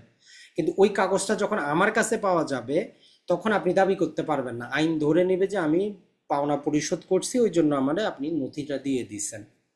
তাহলে জেনারেল নিয়মটা কি, যেই কাগজে কোনো দায়বদ্ধতা সৃষ্টি হয় ওটা যদি এক্সিকিউশনকারী, সম্পাদনকারীর কাছেই পাওয়া যায়, আইন ধরবে যে ওই কাগজের যে দায়বদ্ধতা এটা নাই, এটা ডিসচার্জ হয়ে গেছে। এইভাবে এই 9টা জিনিস আপনি একটু পড়বেন, কারণ এটা লিখিত পরীক্ষায় আপনার কাজে আসবে, শুধু এমসিকিউ না, লিখিত পরীক্ষায়ও কাজে আসবে আপনার। তাহলে এই 9টা আপনি মুখস্থ করবেন, অন্য কিছু না পড়ে, সময় নষ্ট করার কোনো কাজ নাই। এরপরে চলে আসি আমরা বাস্তবে। এখন আদালতে যে আপনি সাক্ষীদেরকে নিয়ে যাবেন, এদের কি সরাসরি কি কথা রেকর্ড করাবেন না নথিপত্র উপস্থাপন করাবেন, কিভাবে সাক্ষ্যটা বাস্তবে হবে আদালতে, বাদী বিবাদী জেরা ক্রস, কি কি বিষয় উপস্থাপন করবেন। তো প্রথমেই আমাদের বলতেছে যে 59-এ আদালতে আমরা লিখিত বিষয় ছাড়া সকল ক্ষেত্রে ওরাল এভিডেন্স দেওয়া যায়। আর দিতে গেলে 60 নম্বরে বলে যে 4টা কন্ডিশন, যদি ঘটনাটা দেখা রিলেটেড হয় তাহলে সাক্ষী বলবে যে আমি নিজ চোখে দেখছি, যদি শোনা রিলেটেড হয় সাক্ষী বলবে আমি নিজ কানে শুনছি, যদি এটা অনুভব করার জিনিস হয় যেমন ঠান্ডা গরম, তাহলে সে নিজে বলবে যে আমি অনুভব করছি। আর যদি কোনো মতামত দেওয়ার হয়, তাহলে মতামতের ভিত্তিটা যাতে তার হয় যে আমি এই গ্রাউন্ডে বলতেছি এই কথাটা। তাহলে মৌখিক সাক্ষ্য দেওয়ার ক্ষেত্রে 4টা কন্ডিশন, এইটা একটু মুখস্থ করে নেবেন। যে মৌখিক সাক্ষ্য যদি আমরা দিতে চাই, ওরাল এভিডেন্স দিতে গেলে এই 4টা কন্ডিশন আমাদেরকে দেখতে হবে। যদি সাক্ষী এমন কোনো কথা বলে যে আমি দেখেছি সে হত্যা করছে, তাহলে বলতে হবে আমি নিজ চোখে দেখেছি। যদি বলে যে এই ঘটনা আমি শুনছি, বলতে হবে আমি নিজ কানে শুনছি। যদি বলে যে না আমি এটা অনুভব করছি, তাইলে সে নিজে অনুভব করছে, হাত রাখছে, বরফটা ছিল, খুব ঠান্ডা ছিল, খুব গরম ছিল, এইরকম। আর যদি সে কোনো মতামত দিতে যায় যে আমি এটা মনে করি, তাইলে মতামতের ভিত্তিটা কি, ভিত্তিটা তার নিজের হইতে হবে। এই 2টা জিনিস মনে রাখবেন, যথেষ্ট। এরপরে দালিলিক সাক্ষ্যের ক্ষেত্রে কন্ডিশনটা হচ্ছে যে এখানে আমরা প্রথমে ডেফিনেশন পাবো। 61-এ বলে যে আমরা কি করতে পারবো, দলিলের লিখিত বিষয় 2 মাধ্যমে প্রমাণ করতে পারবো। 62-তে বলে প্রাইমারি এভিডেন্স দিয়ে, 63-তে বলে সেকেন্ডারি এভিডেন্স দিয়ে। তাহলে 61 কোনো কথা বলে না, 61-তে যাওয়ার পর বলে যে আমি দুইভাবে প্রমাণ করব, 62-তে প্রাইমারি এভিডেন্স দিয়ে মামলা প্রমাণ করব, আর যদি আমার কাছে প্রাইমারি এভিডেন্স না থাকে আমি 63-তে সেকেন্ডারি এভিডেন্স দিয়ে মামলা প্রমাণ করব। তো 62টা আপনার দায়িত্ব, আপনি ভালো করে পড়বেন, এখানে ডেফিনেশন দেওয়া আছে যে প্রাইমারি এভিডেন্স কাকে বলে। ধরেন যে আপনি নিজে একটা কি করলেন, কবিতা লিখলেন, একটা ছন্দ লিখলেন, অথবা বেয়ার একটা আপনি নিজে হ্যান্ড নোট করলেন, তো আপনি যে এটা হ্যান্ড নোট করলেন এটাই হচ্ছে প্রাইমারি এভিডেন্স। যখন এইটারে ফটোকপির দোকানে ফটোকপি করলেন ওইটা সেকেন্ডারি হবে। তাহলে মূল কথাটা আপনি বুঝলেন, অরিজিনাল ডকুমেন্ট ইটসেলফ, সর্বপ্রথম যেটা তৈরি করা হয়েছে ওইটাই হচ্ছে আমার অরিজিনাল। বিস্তারিত দেখে নেবেন, জাস্ট আজকে আমরা একটু হেডিং দিলাম যে 62টা আপনি ডেফিনেশনটা ভালো করে পড়বেন, এটা সবচেয়ে বেশি গুরুত্বপূর্ণ যে কি কি প্রাইমারি এভিডেন্স। সেকেন্ডারিটার ক্ষেত্রে 5টা কথা বলা আছে যে এই 5টা অবস্থায় যে ডকুমেন্টগুলো আসবে এগুলো সেকেন্ডারি এভিডেন্স হইতে পারে। তাইলে যদি আপনার 5টা মনে নাও থাকে, অ্যাটলিস্ট 5টা জিনিস আছে, এটা তো মনে রাখতে পারবেন যে 5টা জিনিস সেকেন্ডারি এভিডেন্সের অন্তর্ভুক্ত। কি হয়, যেমন আদালত থেকে কোনো মামলার আপনি নথি উঠান, সার্টিফাইড কপি উঠান, যেটাকে আমরা বলি যে জাবেদা নকল বলি বা অবিকল নকল বলি বা সার্টিফাইড কপি বলি, যেটাই বলেন, এটা একটা সেকেন্ডারি এভিডেন্স। যে কোনো প্রকার নথিকে যখন আপনি মেকানিক্যাল প্রসেস ব্যবহার করবেন, মানে যেখানে কোনো মেশিনের সহায়তা নেবেন, যেমন আপনি ফটোকপি মেশিনের সহায়তা নিয়ে ফটোকপি করলেন, অতএব ওই ফটোকপি সেকেন্ডারি এভিডেন্স। যদি আপনি তুলনা করেন, মানে ধরেন যে একটা ছবি আছে, দেখে দেখে আরেকটা ছবি আঁকলেন, একটা ডকুমেন্ট আছে, আপনি ওইটা দেখে দেখে আরেকটা তৈরি করলেন, তাহলে তুলনা করা যেটা তৈরি করলেন ওইটা সেকেন্ডারি এভিডেন্স। আর যেটা কাউন্টার পার্ট, কাউন্টার পার্ট বুঝতে গেলে আপনি যদি ব্যাংকে টাকা জমা দিতে যান তাহলে কাউন্টার পার্ট বুঝতে যাবেন। ব্যাংকে যে আপনি টাকা জমা দেওয়ার রসিদের মধ্যে দেখবেন যে দুইটা পার্টে বিভক্ত করা থাকে, দুইটার মধ্যে আপনাকে এন্ট্রি করতে হয়। তো ব্যাংক আপনি টাকাটা জমা নেওয়ার পরে সিল মেরে এক কপি আপনাকে দিয়ে দেয়, এক কপি কিন্তু তাদের কাছে থাকে। তার মানে একটা ডকুমেন্ট কি হইলো, একাধিক, একটা হইলো আপনার অরিজিনাল, একটা হইলো কাউন্টার পার্ট। এখন যেইটার মধ্যে ব্যাংক আপনার স্বাক্ষর করে দিল ওইটাকে আমরা কি বলবো, আর যেটা আপনি স্বাক্ষর করে জমা দিলেন ওইটাকে আমরা কি বলবো। তো এখানে বলতেছে যে প্রতিলিপি যেটা এখনো স্বাক্ষরিত হয় নাই ওইটা হচ্ছে সেকেন্ডারি এভিডেন্স, প্রতিলিপি যদি স্বাক্ষরিত হয়ে যায় ওইটা প্রাইমারি এভিডেন্স হয়ে যাবে। আর সর্বশেষ বলতেছে কোনো নথি যদি কোনো ব্যক্তি দেখে আর ওই নথি সম্পর্কে কোনো বক্তৃতা দেয় ওইটা সেকেন্ডারি এভিডেন্স। যেমন ধরেন যে আমি একটা দলিল পড়ছি, আজকে দলিলটা নাই, হারায় গেছে, ড্যামেজ হয়েছে, পচে গেছে, খুঁজে পাওয়া যাচ্ছে না। এখন যদি আমি এভিডেন্স দিতে যাই ওই যে দলিলে এই জিনিসটা লেখা ছিল, এটাকে বলবো যে আপনার এটা সেকেন্ডারি এভিডেন্স।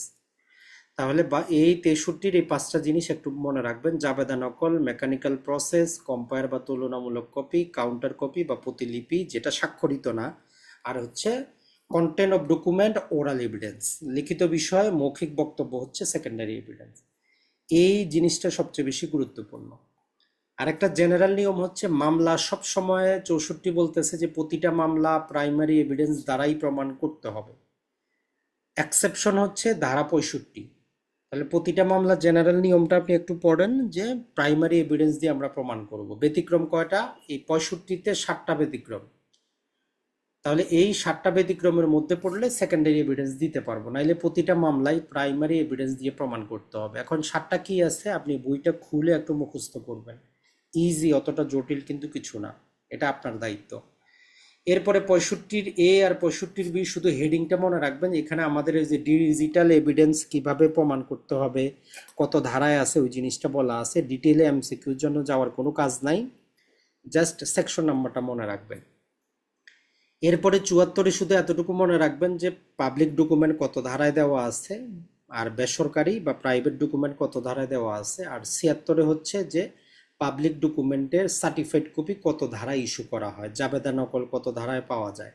এই যে আদালতের আপনি সার্টিফাইড কপি উঠান, এই যে সাব রেজিস্ট্রেশন অফিসের দলিলের ফটোকপি উঠান, সব জায়গায় একটা সিল মারা থাকে দেখবেন। অথবা যদি জেলা প্রশাসকের কার্যালয় থেকে জমির কোনো নথি উঠান, মামলার কোনো নথি উঠান, লেখা থাকে যে সাক্ষ্য আইন 1872-এর 76 ধারার ক্ষমতা বলে এই সার্টিফাইড কপি ইস্যু করা হইলো, এরকম একটা সিল আপনি দেখতে পারবেন।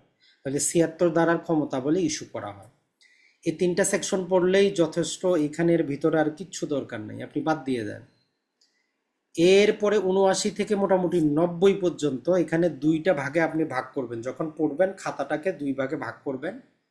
এক জায়গায় আপনি শেল প্রিজাম্পশন, এক জায়গায় হচ্ছে মে প্রিজাম্পশন। আমরা 114তে পড়ছি ঘটনা সম্পর্কে আদালত কি প্রিজাম্পশন নিতে পারে, আর এটা হচ্ছে ডকুমেন্ট সম্পর্কে কি প্রিজাম্পশন নিবে। দুইটাই কিন্তু প্রিজাম্পশন। 114টা ছিল ঘটনা, আর এটাতে হচ্ছে দলিল সম্পর্কে। তো আমি আপনাদের সাজেস্ট করব যে শেল প্রিজাম্পশনটা আপনি মুখস্থ করে নেবেন, তাইলে মে প্রিজাম্পশন মুখস্থ করার দরকার হবে না। তাহলে এক নাম্বার হচ্ছে যদি আদালতে বা কোথাও একটা সার্টিফাইড কপি কেউ উপস্থাপন করে, তাহলে এটা শেল প্রিজাম্পশন আসবে, যে এটা যথাযথ কর্তৃপক্ষ দ্বারা ইস্যু করা হয়েছে, কোনো প্রশ্ন করবে না। তাইলে একটা সার্টিফাইড কপি সম্পর্কে ধারণা কি হবে? Shall presumption. যে কোনো আদালতের রেকর্ড, যেমন 164 ধারার জবানবন্দি, কমিশনের যে জবানবন্দি যখন আদালতে রেকর্ডভুক্ত হয়, ওটাকে আমরা 80 ধারা নিয়ে নিব যে এটা শেল প্রিজাম্পশন, মানে যেইভাবে নথিটা নেওয়ার দরকার ছিল ওইভাবে নেওয়া হয়েছে। 81 এ বর্তমানে যুক্ত করা হয়েছে যে যেগুলো আমাদের ডিজিটাল যেই রেকর্ডগুলো আছে, ডিজিটাল যে গ্যাজেটগুলো আসে, যেমন ধরেন যে বাংলাদেশ সরকার বর্তমানে ম্যাক্সিমাম তাদের ওয়েবসাইট আছে, ওইখানে গ্যাজেটগুলো দিয়ে দেয় ডিজিটালি। তো ওইগুলো সম্পর্কে ধারণাটা কি হবে? Shall presumption. সরকারিভাবে যদি কোনো ম্যাপ প্রকাশিত হয়, যেমন জায়গা জমির ম্যাপ, যেগুলো ভূমি রেকর্ড জরিপ অধিদপ্তর থেকে আমরা উঠাই, এগুলো সম্পর্কে ধারণা কি হবে? Shall presumption. যেমন রাজুক কি করে, তাদের ডিটেল এরিয়া ম্যাপ প্রকাশ করে, কোন জায়গায় কত তলার বিল্ডিং হবে সরকারিভাবে, তো এইগুলা কি হবে? শেল প্রিজাম্পশন হবে। মানে সরকারি থাকলেই শেলে নিয়ে যাবেন আপনি। এখন ধরেন যে আদালতের একটা জাজমেন্ট ডিএলআর এ আছে, এএলআর এ আছে, ডিএলআর বইটা আপনার সামনে উপস্থাপন করা হইলো, তার মানে এটা শেল প্রিজাম্পশন, যে আদালত যেভাবে রায় দিছে ওইভাবে ওই বই অন্তর্ভুক্ত করা হয়েছে, এটা আমরা ধরে নিব অবশ্যই। 85টা বারবারই আসে যে একটা পাওয়ার অফ অ্যাটর্নি সম্পর্কে ধারণাটা কি হবে? শেল প্রিজাম্পশন, মানে এটা যেইভাবে সম্পাদন করা দরকার ছিল ওইভাবে করা হয়েছে, এরকম প্রিজাম্পশন আদালত নিবে। আদালত আপনাকে প্রশ্ন করবে না। যেইখানেই শেল প্রিজাম্পশন সেখানে আদালত প্রশ্ন করবে না, আইনগতভাবে উনি ধরে নিতে বাধ্য এটা সত্য। অপরপক্ষ মিথ্যা প্রমাণ করতে পারে, কিন্তু আদালত আপনাকে আদেশ দিতে পারে না যে আপনি এটা প্রমাণ করেন। সর্বশেষ এই 89 ধারাটার মধ্যে একটা ব্যতিক্রমী কথা বলে, যেটা বুঝতে আপনার 10 বার পড়তে হবে, নর্মালি বুঝে আসে না। যদিও এটা সিরিয়ালগুলোর বাইরে গিয়ে এসেছে। নর্মালি ধরেন যে আদালত আপনারে একটা আদেশ দিল যে আপনার কাছে একটা দলিল আছে, আপনি উপস্থাপন করেন, নোটিশ দেওয়ার পরেও আপনি উপস্থাপন করেন নাই, তো অপর পক্ষর জন্য আদালত এই প্রিজাম্পশনে যাবে যে ওই দলিলটা যেইভাবে করা দরকার, যেইভাবে সম্পাদন করা দরকার ওইভাবেই সম্পাদন করা হয়েছে। আর আমরা অলরেডি জানি আপনি উপস্থাপন করলে আপনার বিপক্ষে যাবে, ওই জন্য উপস্থাপন করতেছেন না। তো এই জন্য নোটিশের পরেও যদি কোনো দলিল না আসে, তাহলে আদালত ওই বিষয়ে শেল প্রিজাম্পশন নিবে। তো আপনাদের আমরা রিকোয়েস্ট করব এই কয়টা সেকশন নাম্বার সহ মুখস্থ করে নেবেন। মে প্রিজাম্পশন আর মুখস্থ করতে হবে না, কারণ আপনি তখন জানবেন যে শেল প্রিজাম্পশন এগুলা, বাকি সবই মে প্রিজাম্পশন। আর মে প্রিজাম্পশন পড়তে গেলে 90 আর 90 এ বলে দুইটা সেকশন আছে, ওইটার মধ্যে জাস্ট 30 বছরের পুরাতন দলিল বলে একটা শব্দ পাবেন, আর 5 বছরের পুরাতন ডিজিটাল রেকর্ড বলে একটা শব্দ পাবেন। তাহলে 30 বছরের পুরাতন দলিল সম্পর্কে ধারণা হবে মে প্রিজাম্পশন, আর 5 বছরের পুরাতন দলিল সম্পর্কে ধারণা হবে আমার মে প্রিজাম্পশন। এই দুটা জিনিস পড়ুন, বাকিগুলো আপনি বাদ দেন, কোনো দরকার নাই আপনার। এটা আপনার এভাবে মনে থাকবে না, আপনাদেরকে আমরা রিকোয়েস্ট করবো এটা নিজ হাতে একটু লিখবেন আপনি। 79 জাবেদা নকল, 80 আদালতের রেকর্ড, এইভাবে 1-2 বার প্র্যাকটিস করেন, দেখবেন হয়ে যাবে। এরপরে 91 আর 92 দুইটা সেকশন শুধু পড়বেন, যে যখনই কোনো চুক্তি নিয়ে বিরোধ হবে, কোনো দলিল নিয়ে বিরোধ হবে, সম্পত্তি হস্তান্তর নিয়ে বিরোধ হবে, বিরোধ হইলেই যদি কোনো চুক্তির কথা উল্লেখ করা থাকে, আপনি মৌখিক কোনো কথাই আমরা শুনবো না, বলবো যে ভাই দলিলটা নিয়ে আসেন। তাহলে এই চ্যাপ্টারের হেডিংটাই হচ্ছে exclusion oral evidence by documentary, মানে দালিলিক সাক্ষ্য দ্বারা মৌখিক সাক্ষ্যের বর্জন হবে। তাহলে একটা কথা হচ্ছে, যে কোনো দালিলিক বিষয়ে যদি কোনো বিরোধ ঘটে, আমরা মৌখিক কোনো কথা শুনবো না, বলবো যে ভাই দলিলটা নিয়ে আসেন। যেমন ধরেন যে নিউজ হয় যে সে আমার বিয়ে করছে, এখন স্ত্রী হিসাবে গ্রহণ করে না, সবার আগে বলবেন যে ভাই কাবিননামা নিয়ে আসেন, কাবিননামা নাই, আপনার কথা আমি শুনতে পারবো না। 91 থিম হচ্ছে এটা, যেইখানে আইনগতভাবে একটা কাজের জন্য দলিল নিবন্ধন করতে হয়, যেখানে একটা ডকুমেন্টের প্রয়োজন হয়, ওই ডকুমেন্ট ওই বিষয় নিয়ে বিরোধ হইলে 91 কন্ডিশনে হইলো আপনি কি করেন, দলিল নিয়ে আসেন, তারপরে কথাবার্তা। এর দুইটা ব্যতিক্রম আছে, ওইগুলা পড়ে নিবেন।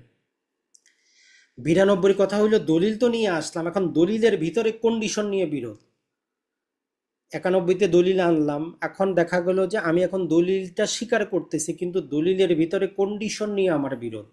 তো 92 বলতেছে যে না, কন্ডিশন নিয়েও আমি কোনো বিরোধ করতে দিব না, কন্ডিশন যেটা আছে সেটাই আমি মানব, তবে 6টা ব্যতিক্রম আছে। এইটা একটু মনে রাখবেন। তাহলে 91-তে 2টা ব্যতিক্রম, 92-তে 6টা ব্যতিক্রম। ব্যতিক্রম মানে ওই বিষয়ে মৌখিক সাক্ষ্য দেওয়া যাবে।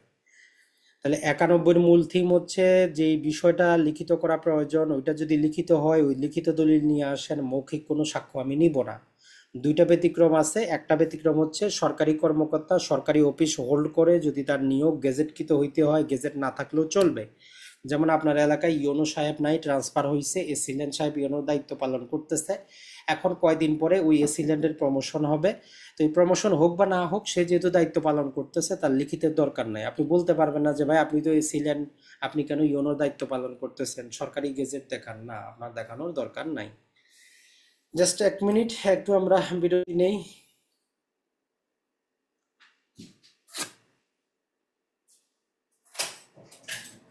जी सर, कैसा है? शुक्रिया सर, ओके। खाना खाया होटल में? अच्छा है। Okay sir.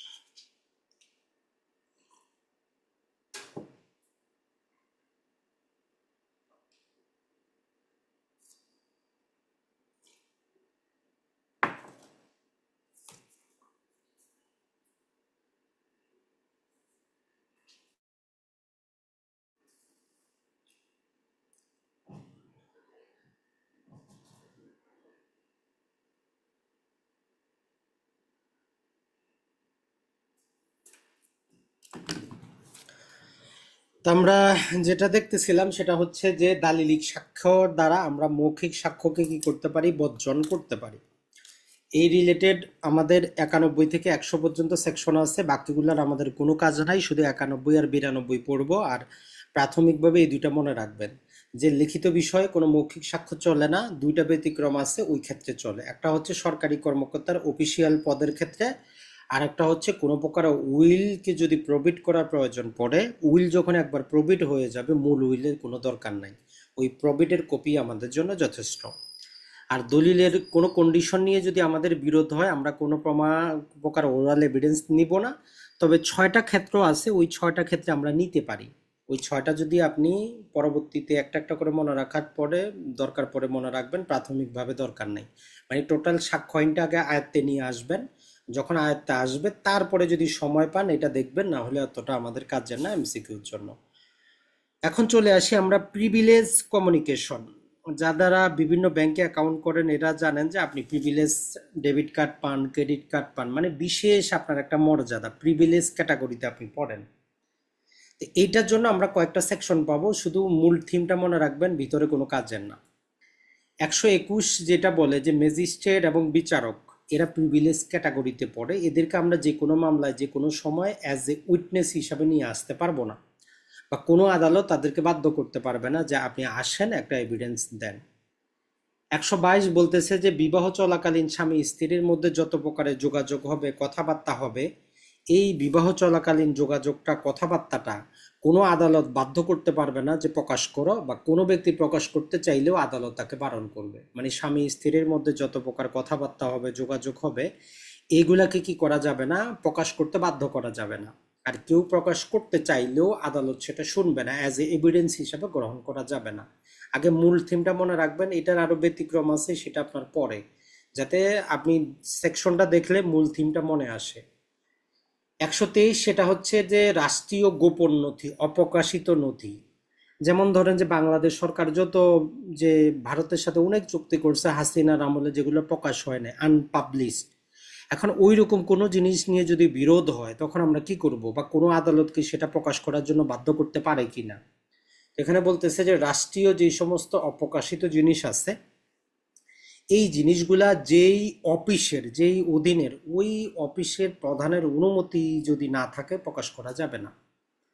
124 অফিসিয়াল কমিউনিকেশন, যেমন ধরেন যে ডিসি এসপি এদের মধ্যে যে যোগাযোগগুলা হয়, সম্ভবত চট্টগ্রামে সম্ভবত গত সপ্তাহে যেটা ছিল, গত সপ্তাহের আগের সপ্তাহে ওই পুলিশ সম্ভবত চট্টগ্রাম মহানগরে যে পুলিশ কমিশনারের তার একটা আদেশ কি করছে, একজন কনস্টেবল রেকর্ড করে সোশ্যাল মিডিয়ায় দিয়ে দিচ্ছে যে মানে যখনই কোনো টহল দল যাবে অবশ্যই অস্ত্র নিয়ে যাবে, প্রয়োজনে সেলফ ডিফেন্সে গুলি করবে।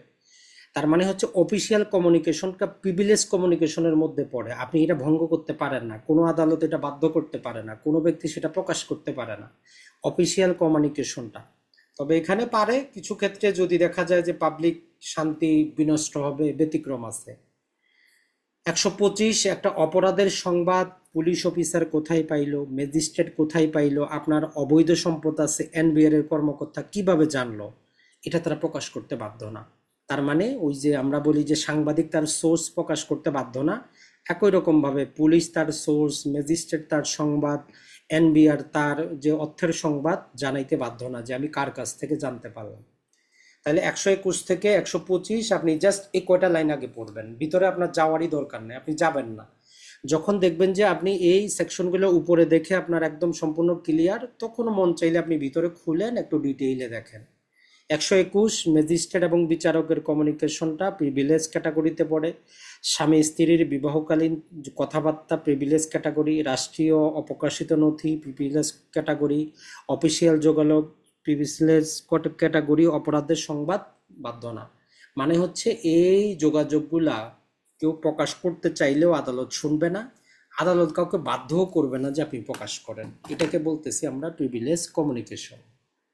এর মধ্যে আপনারা আইনজীবী, আপনাদের জন্য 4টা সেকশন আছে, 126, 127, 128, 129। এটার মূল থিম একটাই, পৃথক করে পড়ার কিছুই নাই। মূলত কথা হচ্ছে একজন মক্কেল এবং ক্লায়েন্টের মধ্যে কি যোগাযোগ হইল, কি উপদেশ দিলেন, এইগুলা আপনি কোথাও প্রকাশ করতে পারবেন না বা কেউ আপনাকে বাধ্য করবে না। মূল থিম 4টা সেকশনের একই জিনিস, এর বাইরে কিছু নাই। তাহলে 126, 127, 128 এবং 129। 126 ওই কথাটা বলে যে ক্লায়েন্ট এবং মক্কেলের যে কথাবার্তা, অ্যাডভোকেট এবং মক্কেলের কথাবার্তা, যে নথিপত্র আপনি হস্তগত হইল, আপনি এটা কোথাও প্রকাশ করবেন না, কোনো আদালত আপনাকে বাধ্য করবে না। কিছু ব্যতিক্রম আছে, এটা পরে দেখবো আমরা। আপনার অফিসে যে যারা কাজ করে, ক্লক আছে, আপনার সহযোগী আছে, অফিসের পিয়ন আছে, এদের উপরও এটা প্রযোজ্য, এরাও প্রকাশ করতে পারবে না।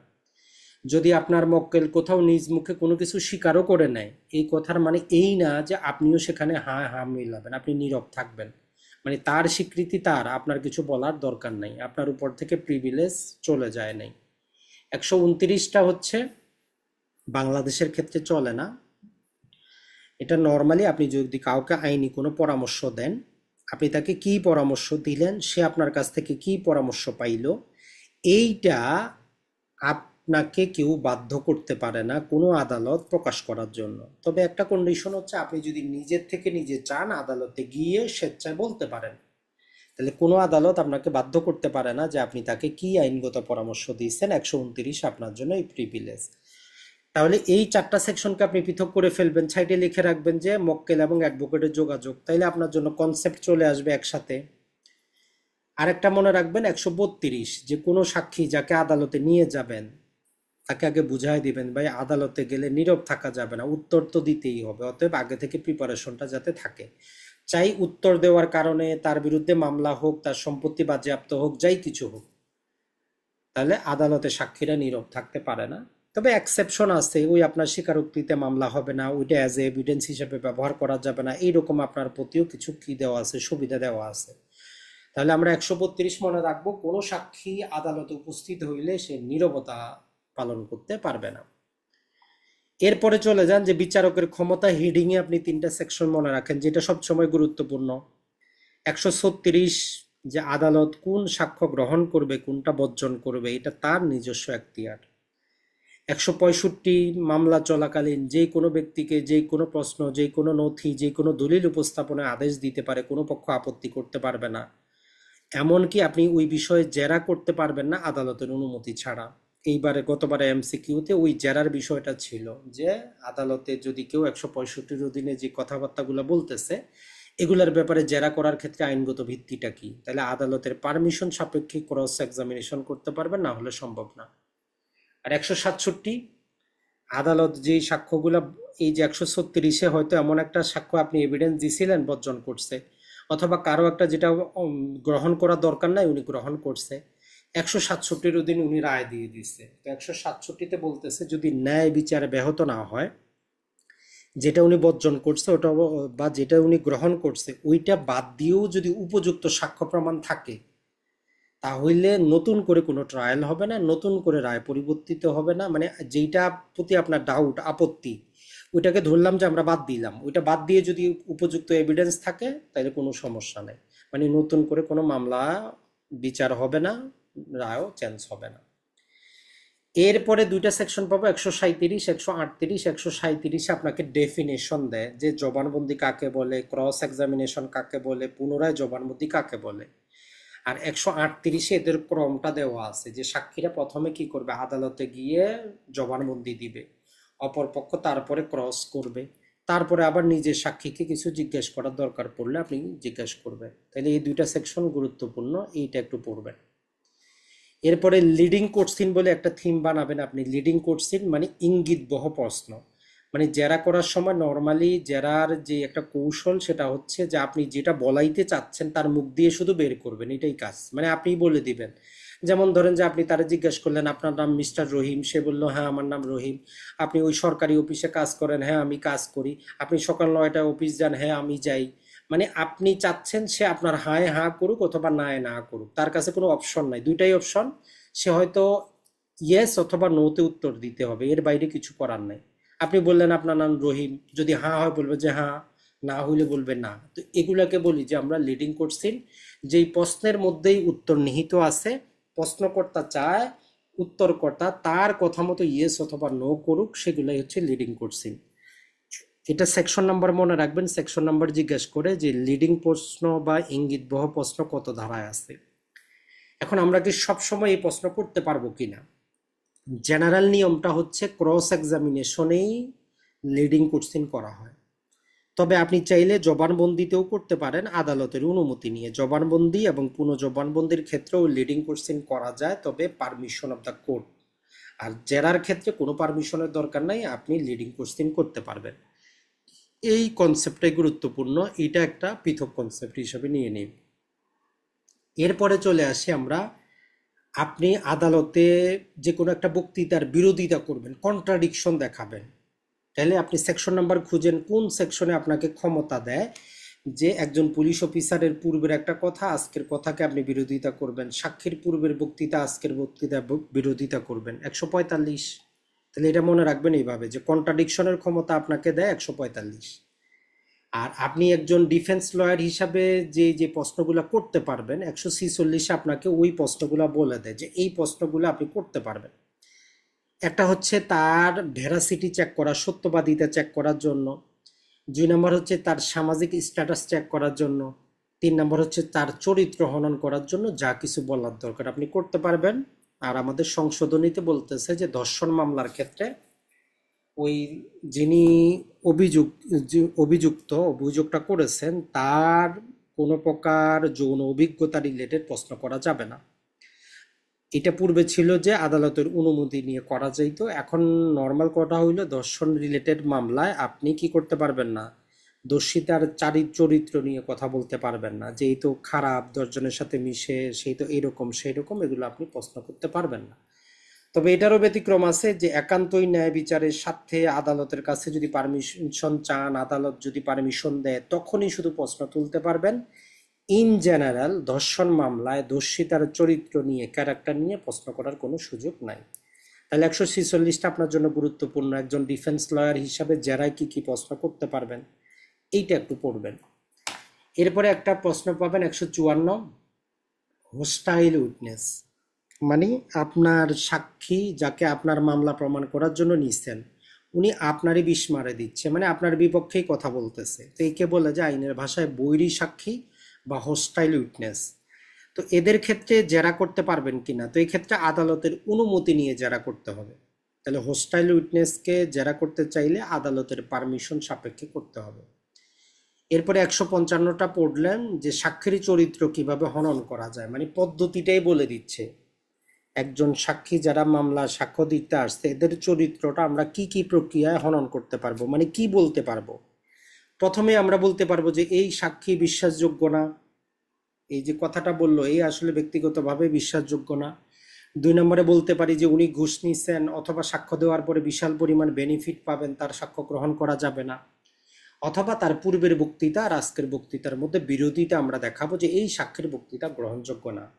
এই প্রক্রিয়ার মাধ্যমে একটা সাক্ষীর বৈধতা, সাক্ষীর বিশ্বাসযোগ্যতা আমরা হরণ করে ডিফেন্স লয়াররা কি করে মামলা জিতে নেন। তাহলে এই 155 তিনটা জিনিস মনে রাখতে হবে। আর এইটার সাথে তাহলে 146-এর তিনটাও আপনি অ্যাড করে নেবেন, তাহলে আপনার জন্য পৃথক একটা কনসেপ্ট চলে আসলো।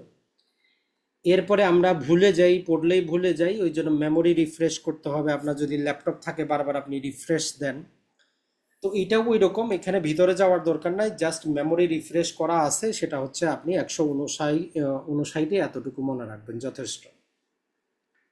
এরপরে চলে আসি আমরা প্রথম দিক থেকে। এই যে এত নিয়ম কানুন আমরা পড়লাম, পড়ার পরেও একটা বেসিক নিয়ম কানুন আমাদেরকে বলে দেয় যে সেকশন 5, যে আদালতে যত নথি দিবেন, যত কথা বলবেন সব কিছু প্রাসঙ্গিক হইতে হবে।